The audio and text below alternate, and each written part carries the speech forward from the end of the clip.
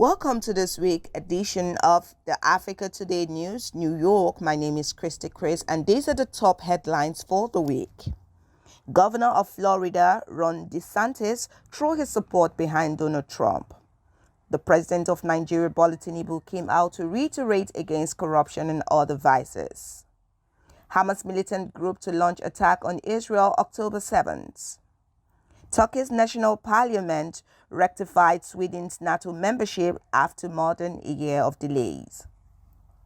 The U.S. Secretary of State Antony Blinken assured that the country's companies are ready to partner with and invest in the Nigerian economy.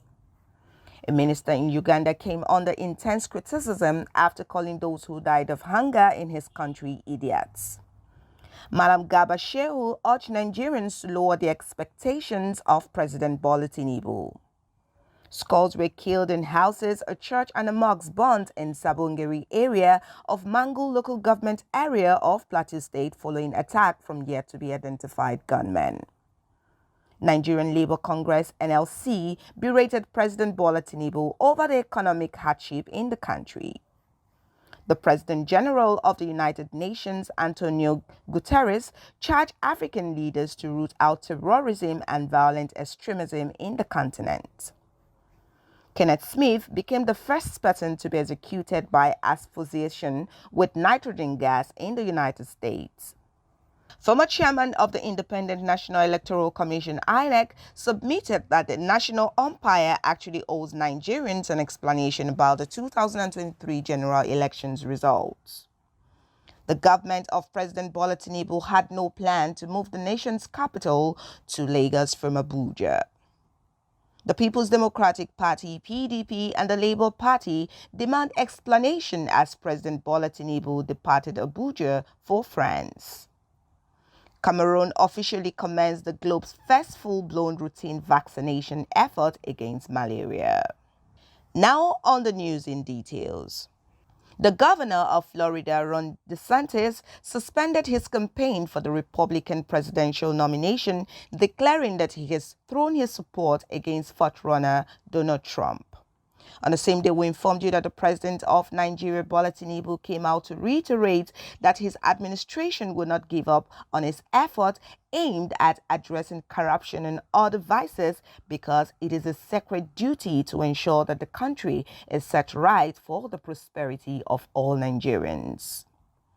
We brought you the report that Hamas militant group came out to declare that its attack on Israel, which is launched on October 7th, was a necessary step against Israel's occupation of the Palestinian territories. However, the group admitted in a 16-page report on the attacks that some fault happened due to the rapid collapse of the Israeli security and militant system and the chaos caused along the border areas in Gaza.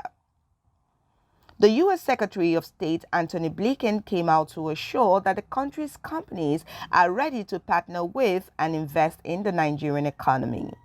Blinken, who was on an African tour, made a remark in Abuja during his visit to President Bola Tinubu at the presidential villa on Tuesday. A minister in Uganda came under intense criticism on social and traditional media after calling those who have died of hunger in his country idiots. Mr. Oyem argued that given Uganda's favorable climate and fertile land, people should be able to grow food for themselves. A former presidential aide, Malam Garba Shehu, urged Nigerians to lower the expectations of President Bola Tinubu on the administration of the nation.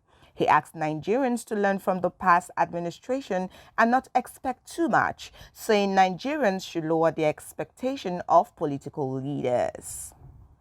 Skulls were killed in houses, a mosque and a church burnt in Sabongeri area of Magun local government area of Plateau State following a fresh attack which was carried out by some yet to be identified gunmen. Plateau State Governor Caleb Mufang had to declare a 24 curfew in Magun local government area of the state with immediate effect following the deteriorating security situation in the area. Now let's go for a short break, and when we come back, the news continues.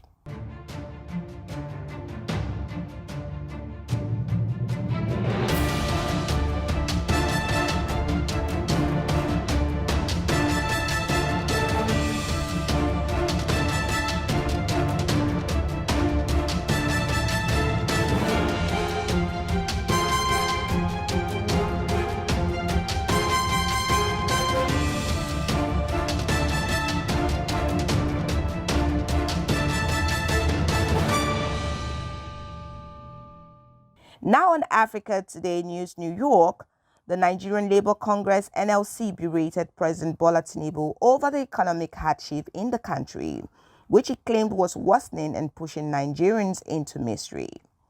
The president of the NLC, Joe Ejaro, who faulted Tinubu's economic reforms at the 21st Daily Trust Dialogue in Abuja, warned the president against heeding the advice of the World Bank as well as the International Monetary Fund, IMF. Professor Atahiru Jeddah, who is a former chairman of the Independent National Electoral Commission, INEC, submitted that the electoral umpire actually owes Nigerians an explanation regarding the failure of the commission's result viewing portal, IREV, and the bimodal voter registration systems, BIVAS, during the 2023 general elections. The Nigerian presidency came out to declare that despite the widespread insinuations, the government of President Bola Tinubu had no plan to move the nation's capital to Lagos from Abuja. Onanuga, who is the special advisor to the president on information and strategy, said that the movement of the fan to Lagos had nothing to do with moving the federal capital, adding that the conspiracy was fueled by dishonest ethnic and regional champions. We brought you the report that the Nigerian opposition parties, the People's Democratic Party and the Labour Party, came out to demand an immediate explanation as President Bola Tinubu departed Abuja for France on what the presidency described as a private visit. Cameroon officially commenced the globe's first full-blown routine vaccination effort against malaria. According to Gavi, the Global Vaccine Alliance, this year will see the introduction of the vaccine in one of the 20 African countries planning to do so. On world news, the Secretary General of the United States, Antonio Guterres, came out to charge African leaders to do everything within their power to root out terrorism and violent extremism from the continent. He emphasized that violent extremism should be rooted out, noting that terror groups are shredding the social fabric of entire countries with the blades of violence, mistrust, and fear. A convicted murderer whose name was given as Kenneth Smith became the first person to be executed by asphyxiation with nitrogen gas in the United States. His death marks the first time that a new execution method has been used in the United States since lethal injection, now the most commonly used tool, that was introduced in 1982. And with this, we come to the end of our weekly news roundup. Thank you for watching.